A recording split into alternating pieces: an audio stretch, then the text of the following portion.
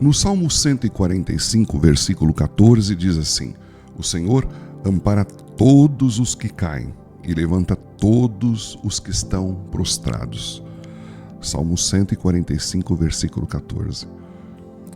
A gente chama teologicamente de queda aquela primeira experiência humana de pecado verdadeiramente consumado. Essa é a primeira experiência de pecado. A gente chama de queda, sabe? Deu-se algum tempo logo depois da criação.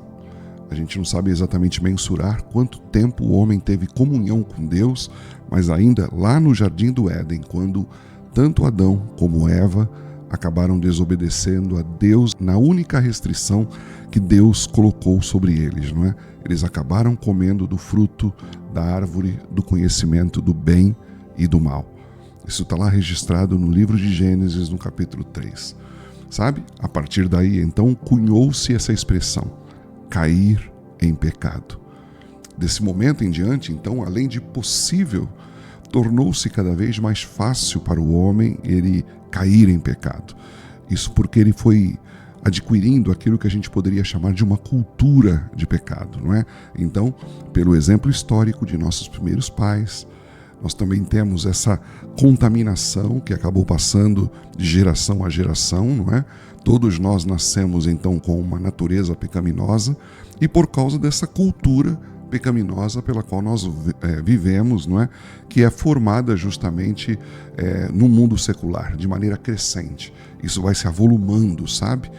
E também por causa da liberdade de ação que existe naquele que é o maior de todos os tentadores, que é Satanás, não é? Para poder fazer frente a essa desordem, tanto que acontece no nosso interior, por causa da nossa natureza, como também externa, por causa do mundo e por causa do diabo, é preciso orar como salmista, não é? A Bíblia coloca também lá em Mateus, no capítulo 6, versículo 13, diz assim: não me deixes cair em tentação. Então, se alguém cai em pecado, não é? Qual que então é a ação de Deus? O que Deus faz com essa pessoa que caiu? Esse é um dos motivos de adoração do salmista no Salmo 145, versículo 14, né? O trato que Deus dispensa àqueles que caem em pecado. Porque o cair ali não é o tropeçar simples, a ajuda que se dá para uma pessoa se levantar porque escorregou naturalmente, né? Caiu na rua, tropeçou no paralelepípedo. Não, ali está falando de cair em pecado mesmo. O Senhor ampara todos os que caem e levanta todos os que estão prostrados. Sabe? Essa misericórdia, ela começou ainda lá no Éden, não é? Com uma promessa maravilhosa de que o descendente da mulher, e ali se refere a Jesus, ele feriria a cabeça da serpente. O próprio Deus, então, ele proclama, e a gente vê isso lá em Ezequiel 33:10, Deus diz assim: eu juro pela minha vida, palavra do soberano, o Senhor, que eu não tenho prazer na morte dos ímpios. Deus não olha o ímpio escorregando, caindo em pecado, e ele vê aquilo com satisfação. Não. O prazer de Deus, e é isso que diz o texto, antes eu tenho prazer em que eles se desviem dos seus caminhos maus e vivam. Ou seja, que eles se desviem de seus pecados e possam viver. Quando o descendente da mulher, ele se fez carne, né? Quando Jesus ele veio de fato na plenitude dos tempos e nasceu lá na cidade de Belém, a Bíblia fala que no desenvolvimento da sua vida e ministério, ele se tornou amigo de pecadores. Para quê? Para pecar com eles? Não, para os levantar por meio de um processo de cura, de perdão e de salvação que se deu na cruz do Calvário, não é? Ou seja, tudo isso ia proporcionar no homem caído uma profunda transformação que a Bíblia chama de Novo Testamento, a todos aqueles que creem no nome do Filho de Deus, não é? Então Jesus ele veio buscar, salvar e levantar aqueles que estavam perdidos, aqueles que estavam caídos em pecado, sabe? E se porventura o que acaba de ser levantado, ele voltar a cair por algum outro motivo, não é? porque essa é a nossa prática.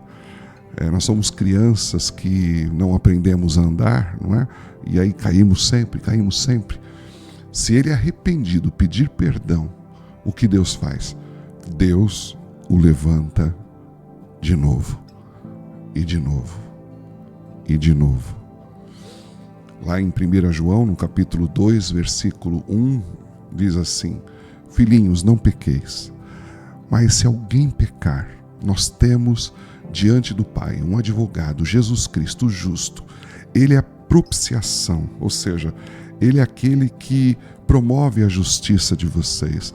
Ele é aquele que imputa a justiça em vocês. E Deus, a sua ira é aplacada, não é?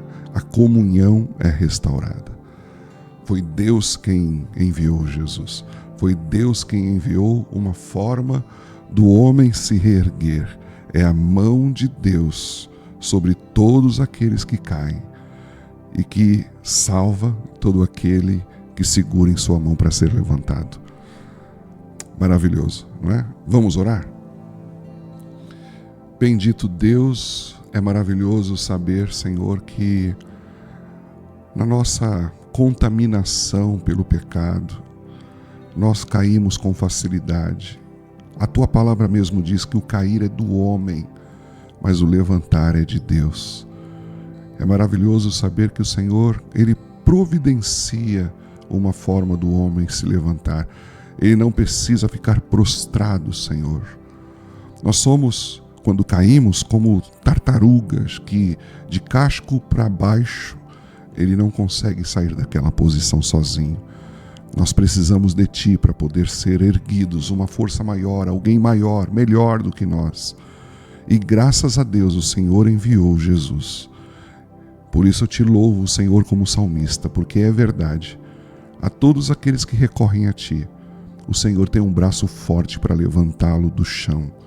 O Senhor pode restaurá-lo de sua queda. E eu louvo a Ti por isso, Pai. Muito obrigado, porque resgataste a mim e a milhares de pessoas que creem em Ti. Recebe, por favor, a nossa gratidão e adoração em nome de Jesus. Em nome de Jesus. Amém. Se você gostou desse devocional, compartilhe para que outras pessoas possam ter acesso a essa pequena porção da palavra de Deus. E também, se você se inscrever, vai ser o máximo, vai ser fantástico. Eu vou ficar muito agradecido. Deus abençoe você, Deus abençoe o seu dia.